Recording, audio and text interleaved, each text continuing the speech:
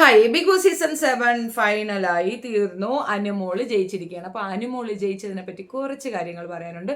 ഒന്നാമത്തെ കാര്യം, ആ ഒരു സീസണിൻ്റെ എന്താ പറയണേ, ഫൈനൽ സ്റ്റേജിൽ ഞാൻ ഏറ്റവും കൂടുതൽ ടെൻഷൻ അടിച്ചിരുന്നത് അനുമോള് ജയിക്കുമോ അനീഷ് ജയിക്കുമോ എന്ന്. എനിക്ക് അനീഷ് ജയിച്ചാലും അനുമോള് ജയിച്ചാലും ഈക്വലാണ് കേട്ടോ. രണ്ടുപേരും ഡിസേർവിങ് ആണ്. അനുമോള് ജയിച്ചതിൻ്റെ റീസൺ അനീഷാണ്. കാരണം അനീഷ് ആ ലാസ്റ്റ് മിനിറ്റിൽ ആ പ്രേമ നാടകം കളിച്ചിട്ട് അനുമോളെ ഇവരെല്ലാവരുടെ പിച്ചി വലിച്ച് കീറുന്ന സമയത്ത് ഒരു സപ്പോർട്ട് പറഞ്ഞില്ല.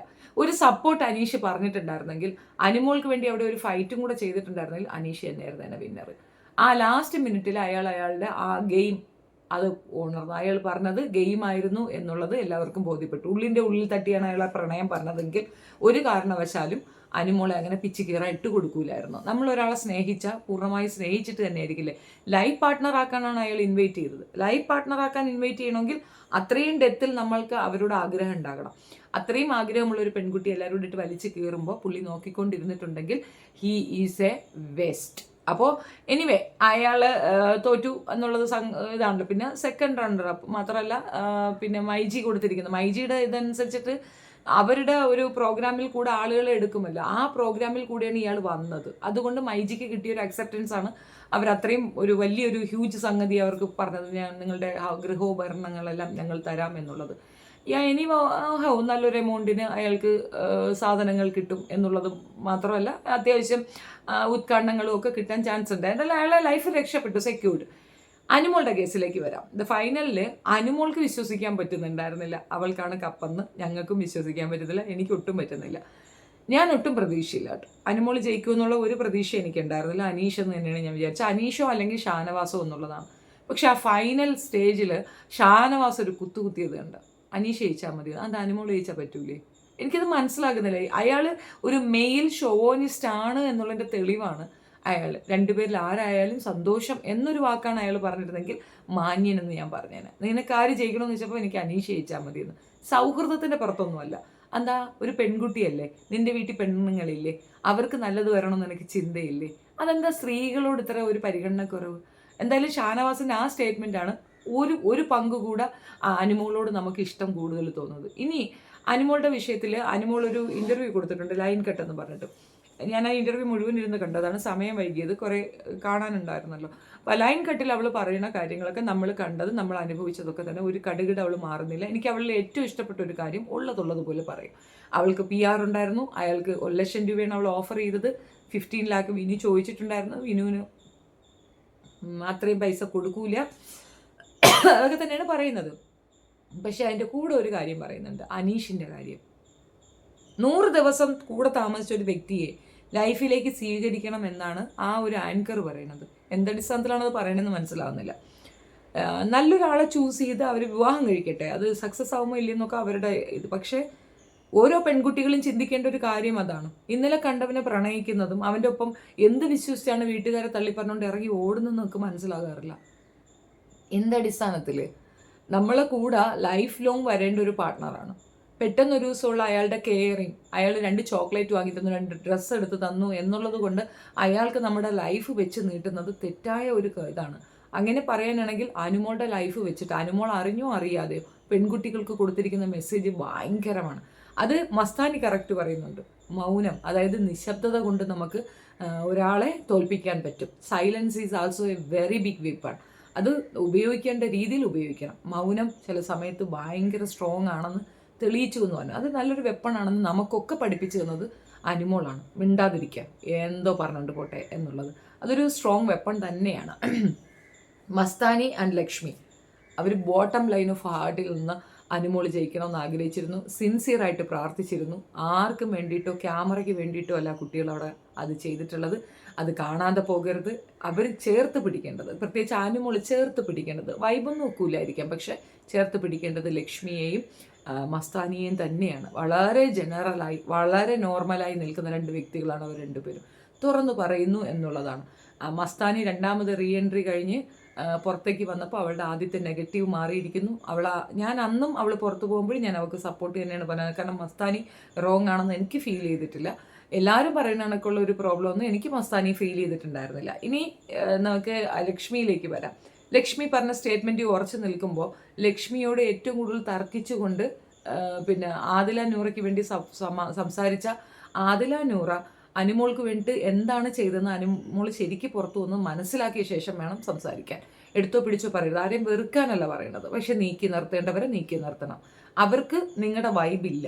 അത് അവൾ പലയിടങ്ങളിൽ ആദില കൃത്യമായി പറഞ്ഞിട്ടുണ്ട്. അത് പിന്നെ ഈ പറയുന്ന ഇൻ്റർവ്യൂവിൽ ലൈൻ കട്ട് എന്ന് പറയുന്ന ആ ഒരു സെക്ഷനിലും അവൾ പറഞ്ഞിട്ടുണ്ട്. ഒരുപാട് ഇടങ്ങളിൽ അതിലത് പറഞ്ഞിട്ടുണ്ട്. അവൾ രണ്ടാമതിട്ട വീഡിയോസിനകത്ത്, അതായത് ഇത് കഴിഞ്ഞിട്ട് വന്നിട്ടിട്ട വീഡിയോസിനകത്തും അതിൽ പറയുന്നുണ്ട് എൻ്റെ വൈബ് അവളെ വൈബായിട്ട് ഇതായി പോകത്തില്ല എന്ന്. അങ്ങനെയുള്ളിടത്ത് നീ എന്തിനാ തള്ളിക്കയറുന്നതെന്നുള്ളതാണ് എനിക്ക് അനുവിനോട് ചോദിക്കാനുള്ള ചോദ്യം. ആൻഡ് സെക്കൻഡ് തിങ്, അനു ഒരു പാമ്പേർഡ് കിഡാണ്, പാമ്പറിങ് ചെയ്ത് വളർത്തിയ ഒരു കിഡാണ്. ആൻഡ് ഇത്രയൊക്കെ വിവരവും ഇതുമൊക്കെ ഉള്ള അനുമോൾ മനസ്സിലാക്കാൻ വേണ്ടി പറയുന്നതാണ്. അനുമോൾ വേറെ, അനുമോളുടെ അമ്മ വേറെ, അനുമോളുടെ സിസ്റ്റർ വേറെ. ഈ ഒരു മണ്ടത്തരം ഒരുപാട് പേര് ചെയ്തിട്ടുണ്ട്. ആൻഡ് ഇൻ ഫ്യൂച്ചർ ഇതിന് മോങ്ങാതിരിക്കാനുള്ള അവസരം ഉണ്ടാകട്ടെ. അത് ഇതിൻ്റെ കൂടെ ഞാൻ പറയണമെന്നേ ഉള്ളൂ. അത് പേഴ്സണൽ കാര്യമാണ്. ബട്ട് സ്റ്റിൽ ഇത്രയും ചിന്തിക്കാനും തീരുമാനങ്ങൾ എടുക്കാനും കഴിവുള്ള അനുമോൾക്ക് അങ്ങനെ ഒരു തീരുമാനം കൂടി എടുക്കാൻ കഴിയട്ടെ. പണമുള്ളിടത്തോളം, ഫെയിം ഉള്ളിടത്തോളം എല്ലാവരും ഉണ്ടാകും. മാതാപിതാക്കൾ ഉൾപ്പെടെ ചില നേരത്ത് നമുക്ക് തിരിഞ്ഞു കൊത്തുന്ന ആൾക്കാരായിട്ടാണ് എനിക്ക് ഫീൽ ചെയ്തത്. സോ അവനവൻ്റെ ലൈഫിന് ഇമ്പോർട്ടൻസ് കൂടുതൽ കൊടുക്കുക.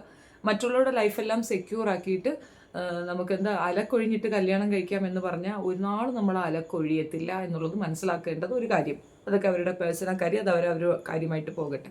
കൈയെടുത്തുയർത്തുമ്പോൾ മോഹൻലാലിന് ഒരു സന്തോഷമുള്ളതായിട്ട് ഞാൻ ഫീൽ ചെയ്തിട്ടില്ല. മേ ബി എനിക്കങ്ങനെ തോന്നിയതായിരിക്കാം. സന്തോഷം ഉള്ളതായിട്ട് അഭിനയിച്ചതുപോലെയായിട്ടാണ് എനിക്ക് ഫീൽ ചെയ്തത്. ആൻഡ് ഒരു നല്ല രീതിയിലൊരു ടോക്കോ ഒന്നും അനുമോളോട് ഉണ്ടായിരുന്നില്ല. അത് വെരി ബിഗിനിങ് തൊട്ട് തന്നെ അനുമോളോട് ഒരു ദേഷ്യം പോലെ പെരുമാറുന്ന പോലെ എനിക്ക് തോന്നി. ലാസ്റ്റ് മിനിറ്റ് ആ കുട്ടി അത്രയും ഇതായിട്ട് പറയുമ്പോൾ പോലും അയാൾക്കൊന്ന് ചേർത്തണയ്ക്കാൻ തോന്നിയതായിട്ട് എനിക്ക് ഫീൽ ചെയ്തില്ല കേട്ടോ. നിങ്ങൾക്ക് അങ്ങനെ തോന്നിയിട്ടുണ്ടോ എന്ന് എനിക്കറിയില്ല. ആൻഡ് പിന്നീടൊക്കെ കെട്ടിപ്പിടിക്കുന്നുണ്ടെങ്കിലും അവൾ ആദ്യം കൈ പൊക്കുമ്പോൾ തന്നെ അവൾ തകർന്ന് നിൽക്കുകയാണ്, അന്തം വിട്ട് നിൽക്കുകയാണ്. എനിവേ വളരെ ഹാപ്പിനെസ് തോന്നി, വളരെ സന്തോഷം തോന്നിയ ഒരു ഇതാണ്. ഞാൻ എൻ്റെ ജീവിതത്തിൽ ആദ്യമായിട്ടാണ് ഇത്രയധികം സീസൺ ഇത്രയും ഇമ്പോർട്ടൻ്റ് ആയിട്ടിരുന്ന് വീഡിയോ ചെയ്തതിൻ്റെ ഒരുപാട് നല്ല വീഡിയോസിനുള്ള സാഹചര്യങ്ങളൊക്കെ നഷ്ടപ്പെടുത്തി. ഒത്തിരി പേര് മാറി നിൽക്കുന്നുണ്ട്. I know that I am coming back. പക്ഷേ ഇത് അത്രത്തോളം ഞാൻ മനസ്സിലേക്ക് എടുത്തൊരു വിഷയമാണ്. ആൻഡ് അനീഷിനെ ഇഷ്ടപ്പെടുന്ന കുറേ പേർക്ക് എന്നോട് ഭയങ്കര ദേഷ്യം ഉണ്ടായിരുന്നു. ഷാനുവിനെ ഇഷ്ടപ്പെടുന്നവർക്കും എന്നോട് ദേഷ്യം ഉണ്ടായിരുന്നു. And please realise it. നിങ്ങൾക്ക് നിങ്ങളുടെ ഇഷ്ടമുണ്ടെങ്കിൽ എനിക്ക് എൻ്റെ ഇഷ്ടം പാടില്ല എന്നുണ്ടോ? എനിക്കും എൻ്റേതായ ഇഷ്ടങ്ങൾ ഉണ്ടാവത്തില്ലേ? അപ്പം എൻ്റെ ഇഷ്ടത്തിൽ ഞാൻ നിന്നത് നിങ്ങൾക്ക് വിഷമമായി തോന്നിയിട്ടുണ്ടെങ്കിൽ വളരെ sorry. I am really feel sorry. അങ്ങനെ ഞാൻ മനഃപൂർവ്വം ചെയ്തതല്ല. അനുമോളെ എനിക്കിഷ്ടമാണ്. ഞാൻ എന്നെ കണ്ടിരുന്നു, അതുകൊണ്ടാണ് ഞാൻ അവൾക്ക് സപ്പോർട്ട് പറഞ്ഞത്. നമുക്കുണ്ടാകുന്ന അനുഭവങ്ങൾ അല്ലെങ്കിൽ നമുക്കുണ്ടാകുന്ന വേദനകൾ അത് മറ്റൊരാളിൽ കൂടെ നമുക്ക് കാണുമ്പോൾ നമുക്കത് പറയാൻ തോന്നും. ഞാൻ എന്തിനാ സങ്കടപ്പെടുന്നതെന്ന് എനിക്കറിയില്ല. ബട്ട് റിയലി ഭയങ്കര സിമിലാരിറ്റി ഉണ്ട് ഞങ്ങളുടെ കാര്യത്തിൽ. എല്ലാവരും പാമ്പർ ചെയ്ത് എൻഡ് ഓഫ് ദ ഡേ നമുക്കൊന്നും ഇല്ലാണ്ടാകുന്ന ഒരു അവസ്ഥയിലേക്ക് ആ കുട്ടി വരാതിരിക്കട്ടെ. അങ്ങനെ ഒരുപാട് പ്രശ്നത്തിലൂടെയൊക്കെ നമ്മളും കടന്നു പോയിട്ടുണ്ട്. ആവശ്യം കഴിയുമ്പോൾ എടുത്ത് കരിയേപ്പില പോലെ വലിച്ചെറിയപ്പെടും. അങ്ങനെ ആകാതിരിക്കട്ടെ കൂട്ടുകാരെ ചൂസ് ചെയ്യുമ്പോൾ. എനിക്കത് പറയാൻ അവകാശമില്ല. കാരണം എൻ്റെ തിരഞ്ഞെടുക്കലുകളിൽ പലതും തെറ്റായിരുന്നു. കൂട്ടുകാർ എന്ന് ഞാൻ ഉദ്ദേശിച്ച നെഞ്ചോട് ചേർത്ത് പിടിച്ച ഒരുപാട് പേര് ഏറ്റവും വലിയ ശത്രുക്കളായിരുന്നു എന്ന് തിരിച്ചറിയാൻ അവർ പിണങ്ങി നിൽക്കുന്ന എനിക്ക് മനസ്സിലാകും. ശത്രുപക്ഷത്ത് പോയി എന്നെ അവഹേളിച്ചത് അതിൻ്റെ ഡെപ്ത് നിങ്ങൾക്ക് മനസ്സിലാവുമോ എന്നറിയത്തില്ല. ഞാനത് ഒരുപാട് അനുഭവിച്ചത് കൊണ്ട് തന്നെയാണ് അനുമോൾക്കൊപ്പം നിന്നത്. മറ്റ് കാരണങ്ങളൊന്നുമില്ല. ബേസിക്കലി എനിക്കും കുറേയധികം നെഗ്സ് ഉണ്ട്. എനിക്ക് നെഗറ്റീവ്സ് ഉണ്ട്. പോസിറ്റീവ്സ് മാത്രമല്ല, എനിക്ക് നെഗറ്റീവ് വശങ്ങൾ എനിക്ക് ഒരുപാടുണ്ട്. ആൻഡ് പലരും പറഞ്ഞാണ് കാര്യനാട് പോകുമോ അനുമോളുടെ അടുത്ത് പോകുമോ? ഒരിക്കലും ഇല്ല. അങ്ങനെയൊന്നും എന്നെ എക്സ്പെക്ട് ചെയ്യേണ്ട. I am not in that category. നമ്മുടെ പോഷൻ കഴിഞ്ഞു. ഓക്കെ, ഇതായിരുന്നു എൻ്റെ ഒരു എൻ്റെ പോഷൻ കഴിഞ്ഞു. I am very happy. സന്തോഷം മാത്രമേ ഉള്ളൂ. ഇതിനകത്ത് ഞാൻ 1-2 പേരെ ഞാൻ എക്സാക്ട്ലി എടുത്തു വെച്ച് ഒന്നും കൂടെ റിയാക്ട് ചെയ്യും. പ്രത്യേകിച്ച് ശൈത്യയുടെ ആ ഇരിപ്പ്, ആക്ച്വലി എനിക്കറിയില്ല ശൈത്യ എന്നെ കാണുമോ ഇല്ലയോ എന്നുള്ളത്. ബട്ട് ശൈത്യയോട് എനിക്ക് പറയാനുള്ളത് സിൻസിയറായിട്ട് പറയാം, Kochi you are able enough. അത് നല്ല പെർഫെക്റ്റ് ആണ്. നിൻ്റെ അമ്മയ്ക്കും നിനക്കുമുള്ളൊരു പ്രോബ്ലം എന്താണെന്നറിയാം. എന്ത് നിനക്കുണ്ടോ അതിൽ നിങ്ങൾ സാറ്റിസ്ഫൈഡ് അല്ല. ആ ഒരൊറ്റ കാരണം കൊണ്ടാണ് നിങ്ങൾ ഈ പ്രോബ്ലംസ് ഫേസ് ചെയ്യുന്നത്. ഈ പ്രോബ്ലം ഓവർകം ചെയ്യാൻ പറ്റും. നിങ്ങളെ മനസ്സിലാക്കുക. നിങ്ങൾ ഏബിളാണ് എന്ന് നിങ്ങൾക്ക് ആദ്യം ബോധ്യപ്പെടുത്തുക. നിങ്ങൾ മറ്റുള്ളവരെ കൊണ്ട് ഞാൻ ഏബിളാണെന്ന് ബോധ്യപ്പെടുത്താൻ നിൽക്കാതിരിക്കുക. നമുക്ക് സെൽഫായിട്ടൊരു തോന്നലുണ്ടാകണം, യെസ് ഐ ആം പെർഫെക്റ്റ്. എന്നോളം എന്നെ മനസ്സിലാക്കാൻ മറ്റൊരാൾ വരുമോ? ഇപ്പം ശൈത്യയെ മനസ്സിലാകുന്നത് കണക്ക് മറ്റൊരാൾക്ക് ശൈത്യയെ മനസ്സിലാക്കി കൊടുക്കാൻ പറ്റുമോ? അമ്മയ്ക്ക് പോലും സാധിക്കില്ല. You know your self. നിന്റെ സോളിനെ നീയാണ് പരിചയപ്പെട്ടത്, മനസ്സിലാക്കി. അപ്പോൾ നിനക്കേ അത് അറിയുള്ളൂ. നീ നിന്നോട് തന്നെ സംസാരിക്കുക ആൻഡ് ശരിക്ക് റീഫോം ചെയ്ത് പുറത്തേക്ക് വരിക. അതാണ് ഏറ്റവും ബെസ്റ്റ് തിങ്. അതർവൈസ് ഈ ലൈഫ് ലോങ് നീ അനുഭവിക്കാൻ പോകുന്നത് ബുദ്ധിമുട്ടുകൾ മാത്രമായിരിക്കും എന്നുള്ളതാണ് എൻ്റെ ഭാഗം. ഏതായാലും വളരെ സന്തോഷം. കൂടെ നിന്നവർക്ക് നന്ദി. ഇനിയും എൻ്റെ വീഡിയോസ് കാണുകയും സപ്പോർട്ട് ചെയ്യുകയും ചെയ്യുക. എൻ്റെ വീഡിയോ കണ്ട് ഇഷ്ടപ്പെടുകയാണെങ്കിൽ ഹൈപ്പ് ചെയ്യുക and do subscribe, share and like. Thank you so much. നിങ്ങൾക്ക് മനസ്സിലാകുമോ ഇല്ലയെന്ന് അറിയത്തില്ല. ഭയങ്കര സന്തോഷം, ഭയങ്കര ഹാപ്പിനെസ്. Thank you.